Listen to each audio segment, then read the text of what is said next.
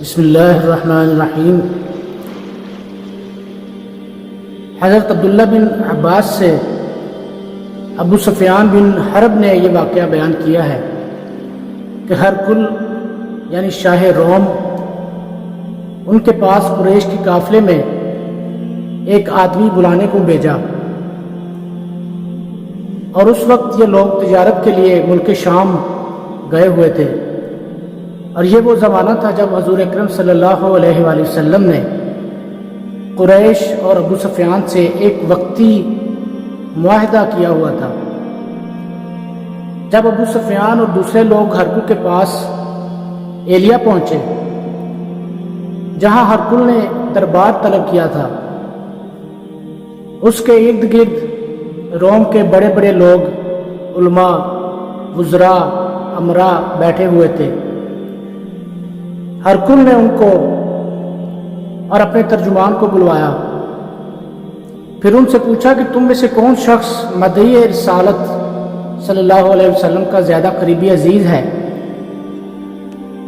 ابو سفیان کہتے ہیں کہ میں بول اٹھا کہ میں ان کا سب سے زیادہ قریبی رشتہ دار ہوں۔ یہ سن کر ہرقل نے حکم دیا کہ ابو سفیان کو میرے قریب لا کر بٹھا دو اور اس کے ساتھیوں کو اس کی پیٹھ کے پیچھے بٹھا دو۔ پھر اپنے ترجمان سے کہا کہ ان لوگوں سے کہہ دو کہ میں ابو سفیان سے اس شخص کے یعنی کہ نبی پاک صلی اللہ علیہ وسلم کے بارے میں ان کے حالات پوچھنا چاہتا ہوں۔ اگر یہ مجھ سے کسی بات میں جھوٹ بول دے تو تم اس کا جھوٹ ظاہر کر دینا۔ ابو سفیان کا قول ہے کہ اللہ کی قسم اگر مجھے یہ غیرت نہ آتی کہ یہ لوگ مجھ کو جھٹلائیں گے تو میں آپ صلی اللہ علیہ وآلہ وسلم کی نسبت ضرور غلط گوئی سے کام لیتا اور ضرور جھوٹ بولتا۔ خیر، پہلی بات جو ہرقل نے مجھ سے پوچھی وہ یہ تھی کہ اس شخص کا خاندان تم لوگوں میں کیسا ہے جو پیغمبر ہونے کا دعویٰ کرتا ہے؟ میں نے کہا وہ تو بڑے اونچے عالی نسب والے ہیں۔ کہنے لگا اس سے پہلے بھی کسی نے تم لوگوں میں سے ایسی بات کہی تھی؟ میں نے کہا نہیں۔ کہنے لگا اچھا، اس کے بڑوں میں سے کوئی بادشاہ تھا؟ میں نے کہا نہیں۔ پھر ہرقل نے کہا بڑے لوگوں نے اس کی پیروی اختیار کی ہے یا کمزور لوگوں نے؟ میں نے جواب دیا نہیں، کمزوروں نے پیروی کی ہے۔ پھر کہنے لگا اس کے تابع دار یا اس کے ماننے والے کیا روز بروز بڑھتے جا رہے ہیں، اور کیا کوئی ساتھی ایمان لا کر پھر جاتا ہے؟ میں نے کہا نہیں۔ ہرقل نے کہا کہ کیا اپنے اس دعوی نبوت سے پہلے کبھی کسی موقع پر اس نے جھوٹ بولا ہے؟ میں نے کہا نہیں، وہ تو صادق اور امین ہے، اور اب ہماری اس سے ایک صلح ہے، ایک معاہدہ طے پا رکھا ہے، معلوم نہیں وہ اس میں کیا کرنے والا ہے۔ ابو سفیان کہتے ہیں میں اس بات کے سوا اور کوئی جھوٹ اس گفتگو میں شامل نہ کر سکا۔ ہرقل نے کہا کیا تمہاری اس سے کبھی لڑائی بھی ہوتی ہے؟ ہم نے کہا کہ ہاں۔ بولا پھر تمہاری اور اس کی جنگ کا کیا حال ہوتا ہے؟ میں نے کہا لڑائی کبھی وہ جیت جاتے ہیں اور کبھی ہم جیت جاتے ہیں۔ ہرقل نے پوچھا وہ تمہیں کس بات کا حکم دیتا ہے؟ ابو سفیان نے کہا کہ وہ کہتا ہے کہ صرف ایک ہی اللہ کی عبادت کرو، اس کا کسی کو شریک مت بناؤ، اور اپنے باپ دادا کی شرک کی باتیں چھوڑ دو، اور ہمیں نماز پڑھنے، سچ بولنے، پرہیزگاری اور صلح رحمی کا حکم دیتا ہے۔ یہ سب سن کر پھر ہرقل نے اپنے ترجمان سے کہا کہ ابو سفیان سے کہہ دے کہ میں نے تم سے اس کا نسب پوچھا تو تم نے کہا کہ وہ ہم میں سے عالی نسب ہے، اور پیغمبر اپنی قوم میں عالی نسب ہی بھیجے جایا کرتے ہیں۔ میں نے تم سے پوچھا کہ دعویٰ نبوت کی یہ بات تمہارے اندر اس سے پہلے کسی اور نے کہی تو تم نے جواب دیا کہ نہیں۔ تب میں نے پوچھا کہ اگر یہ بات اس سے پہلے کسی نے کی ہوتی تو میں سمجھتا کہ اس شخص نے بھی اسی بات کی تقلید کی ہے جو پہلے کی جا چکی ہے۔ میں نے تم سے پوچھا کہ اس کے بڑوں میں کوئی بادشاہ بھی گزرا ہے؟ تم نے کہا کہ نہیں۔ میں نے کہا کہ ان کے بزرگوں میں سے کوئی بادشاہ ہوا ہوگا تو کہہ دوں گا کہ وہ شخص اس بہانہ سے اپنے آباء و اجداد کی بادشاہت اور ان کے ملک کو حاصل کرنا چاہتا ہے۔ اور میں نے تم سے پوچھا کہ اس بات کے کہنے یعنی پیغمبری کا دعویٰ کرنے سے پہلے تم نے کبھی اس کو جھوٹ دروغ گوئی کا الزام لگاتے ہوئے دیکھا ہے؟ تم نے کہا کہ نہیں۔ تو میں نے سمجھ لیا کہ جو شخص آدمیوں کے ساتھ دروغ گوئی سے بچے، جھوٹ بولنے سے بچے، وہ اللہ کے بارے میں جھوٹی بات کیسے کہہ سکتا ہے۔ اور پھر میں نے تم سے پوچھا کہ بڑے لوگ اس کے پیرو ہوتے ہیں یا کمزور آدمی؟ تم نے کہا کمزور، کہ کمزوروں نے اس کی اتباع کی ہے۔ تو دراصل یہی لوگ پیغمبر کے متبعین ہوتے ہیں۔ اور میں نے تم سے پوچھا کہ اس کے ساتھی بڑھ رہے ہیں یا کم ہو رہے ہیں؟ تم نے کہا وہ بڑھ رہے ہیں، اور ایمان کی کیفیت یہی ہوتی ہے حتیٰ کہ وہ کامل ہو جاتا ہے۔ اور میں نے تم سے پوچھا کہ آیا کوئی شخص اس کے دین سے ناخوش ہو کر مرتد بھی ہو جاتا ہے؟ تم نے کہا نہیں۔ تو ایمان کی خاصیت بھی یہی ہے کہ جس کے دلوں میں اس کی مسرت رچ جائے، بس جائے، وہ اس سے لوٹا نہیں کرتے۔ اور میں نے تم سے پوچھا آیا وہ کبھی عہد شکنی کرتے ہیں؟ تم نے کہا نہیں۔ پیغمبروں کا یہی حال ہوتا ہے، وہ عہد کی خلاف ورزی نہیں کرتے۔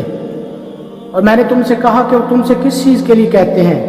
تم نے کہا کہ وہ ہمیں حکم دیتے ہیں کہ اللہ کی عبادت کرو، اس کے ساتھ کسی کو شریک مت ٹھہراؤ، اور تمہیں بتوں کی پرستش سے روکتے ہیں، سچ بولنے اور پرہیزگاری کا حکم دیتے ہیں۔ لہٰذا اگر یہ باتیں جو تم کہہ رہے ہو سچ ہیں تو ان قریب وہ اس جگہ کا بھی مالک ہو جائے گا کہ جہاں میرے یہ دونوں پاؤں ہیں۔ مجھے معلوم تھا کہ وہ پیغمبر آنے والا ہے، مگر مجھے یہ معلوم نہیں تھا کہ وہ تمہارے اندر ہوگا۔ اگر میں جانتا کہ اس تک پہنچ سکوں گا تو اس سے ملنے کے لیے ہر تکلیف گوارا کرتا۔ اگر میں اس کے پاس ہوتا تو اس کے پاؤں دھوتا۔ ہرکل نے رسول اکرم صلی اللہ علیہ وآلہ وسلم وہ خط منگوایا جو آپ صلی اللہ علیہ وسلم نے بھیجا تھا، جو آپ نے وحیہ قلبی رضی اللہ تعالیٰ عنہ کے ذریعے حاکم بصرہ کے پاس بھیجا تھا، اور اس نے وہ ہرکل کے پاس بھیجا تھا۔ اس کو پڑھا تو اس میں لکھا تھا، اللہ کے نام کے ساتھ جو نہایت مہربان اور نہایت رحم والا ہے، اللہ کے بندے اور اس کے پیغمبر محمد صلی اللہ علیہ وسلم کی طرف سے یہ خط ہے شاہ روم کے لیے۔ اس شخص کو سلام ہو جو ہدایت کی پیروی کرے اور اس کے بعد آپ کے سامنے دعوت اسلام پیش کرتا ہوں۔ اگر آپ اسلام لے آئیں تو دین و دنیا میں سلامتی نصیب ہوگی، اللہ آپ کو دوہرا ثواب دے گا، اور اگر آپ میری دعوت سے روگردانی کریں گے تو آپ کی رایا کا گناہ بھی آپ ہی پر ہوگا۔ اور اے اہل کتاب، ایک ایسی بات پر آ جاؤ جو ہمارے اور تمہارے درمیان یکساں ہے، وہ یہ کہ ہم اللہ کے سوا کسی کی عبادت نہیں کرتے اور کسی کو اس کا شریک نہیں ٹھہراتے، اور نہ ہم میں سے کوئی کسی کو اللہ کے سوا اپنا رب بنائے۔ پھر اگر وہ اہل کتاب منہ پھیر لے اس بات سے تو مسلمانوں تم ان سے کہہ دو کہ تم مانو یا نہ مانو، ہم تو ایک اللہ کے اطاعت گزار ہیں۔ ابو سفیان کہتے ہیں جب ہرکل نے جو کچھ کہنا تھا کہہ دیا اور خط پڑھ کر فارغ ہوا تو اس کے ارد گرد بہت شور و گل تھا، بہت سی آوازیں اٹھیں اور ہمیں باہر نکال دیا گیا۔ تب میں نے اپنے ساتھیوں سے کہا کہ ابو کبشہ کے بیٹے نبی اکرم صلی اللہ علیہ وسلم کا معاملہ تو بہت بڑھ گیا، دیکھو تو اس سے بنی اسفر یعنی روم کا بادشاہ بھی ڈرتا ہے۔ مجھے اس وقت سے اس بات کا یقین ہو گیا کہ نبی کریم صلی اللہ علیہ وسلم ان قریب غالب ہو کر رہیں گے، حتیٰ کہ اللہ نے مجھے مسلمان کر دیا۔ راوی کا بیان ہے کہ ابن نطور ایلیا کا حاکم ہرکل کا مصاحب اور شام کے نصارہ کا لاٹ پادری بیان کرتا تھا کہ ہرکل جب ایلیا آیا ایک دن صبح کو پریشان اٹھا تو اس کے درباریوں نے دریافت کیا کہ آج ہم آپ کی حالت بدلی ہوئی پاتے ہیں، کیا وجہ ہے؟ ابن نطور کا بیان ہے کہ ہرکل نجومی تھا، علم نجوم میں وہ پوری مہارت رکھتا تھا۔ اس نے اپنے ہم نشینوں کو بتایا کہ میں نے آج رات ستاروں پر نظر ڈالی تو دیکھا کہ ختنہ کرنے والوں کا بادشاہ ہمارے ملک پر غالب آ گیا۔ بھلا اس زمانے میں کون ختنہ کرتا تھا؟ انہوں نے کہا کہ یہود کے سوا کوئی ختنہ نہیں کرتا، سو ان کی وجہ سے پریشان نہ ہوں۔ سلطنت کے تمام شہروں میں یہ خط لکھ کر بھیجے گئے کہ وہاں جتنے یہودی ہوں سب کو قتل کر دیا جائے۔ وہ لوگ انہی باتوں میں مشغول تھے کہ ہرقل کے پاس ایک آدمی لایا گیا جسے شاہ غسان نے بھیجا تھا۔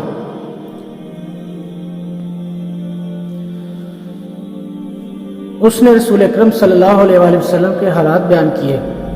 جب ہرقل نے سن لیے تو کہا کہ جا کر دیکھو وہ ختنہ کیے ہوئے ہے یا نہیں۔ انہوں نے اسے دیکھا تو بتلایا کہ وہ ختنہ کیا ہوا ہے۔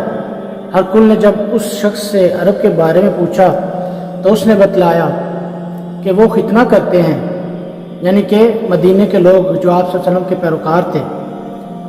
تب ہرقل نے کہا کہ یہ ہی محمد صلی اللہ علیہ وآلہ وسلم اس امت کے بادشاہ ہیں جو پیدا ہو چکے ہیں۔ پھر اس نے اپنے ایک دوست کو رومیہ خط لکھا اور وہ بھی علم نجوم میں ہرقل کی طرح ماہر تھا۔ پھر وہاں سے ہرقل خمس چلا گیا۔ ابھی خمس سے نکلا نہیں تھا کہ اس کے دوست کا خط اس کے جواب میں آ گیا۔ اس کی رائے بھی نبی کریم صلی اللہ علیہ وآلہ وسلم کے ظہور کے بارے میں ہرقل کے موافق تھی کہ نبی کریم صلی اللہ علیہ وآلہ وسلم ہی پیغمبر ہیں۔ اس کے بعد ہرقل نے روم کے بڑے بڑے آدمیوں کو اپنے خمس کے محل میں طلب کیا اور اس کے حکم سے محل کے دروازے بند کر لیے گئے۔ پھر وہ اپنے خاص محل سے باہر آیا اور کہا، اے روم والو، کیا ہدایت اور کامیابی میں کچھ حصہ تمہارے لیے بھی ہے؟ اگر تم اپنی سلطنت کی بقا چاہتے ہو تو پھر اس نبی کی بیعت کر لو اور مسلمان ہو جاؤ۔ یہ سننا تھا کہ پھر وہ لوگ وحشی گدھوں کی طرح دروازوں کی طرف دوڑے مگر انہیں بند پایا۔ آخر جب ہرقل نے اس بات سے ان کی یہ نفرت دیکھی اور ان کی ایمان لانے سے مایوس ہو گیا تو کہنے لگا کہ ان لوگوں کو میرے پاس لاؤ۔ جب وہ دوبارہ آئے تو ہرقل نے کہا، میں نے جو بات کہی تھی اس سے تمہاری دینی پختگی کی آزمائش مقصود تھی، سو وہ میں نے دیکھ لی۔ تب یہ بات سن کر وہ سب کے سب اس کے سامنے سجدے میں گر پڑے اور اس سے خوش ہو گئے۔ بالآخر ہرقل کی آخری حالت یہ ہی رہی۔ ابو عبداللہ کہتے ہیں کہ اس حدیث کو صالح بن کسان، یونس اور معمر نے بھی زہری سے روایت کیا ہے۔ وما علینا الا البلاغ المبین۔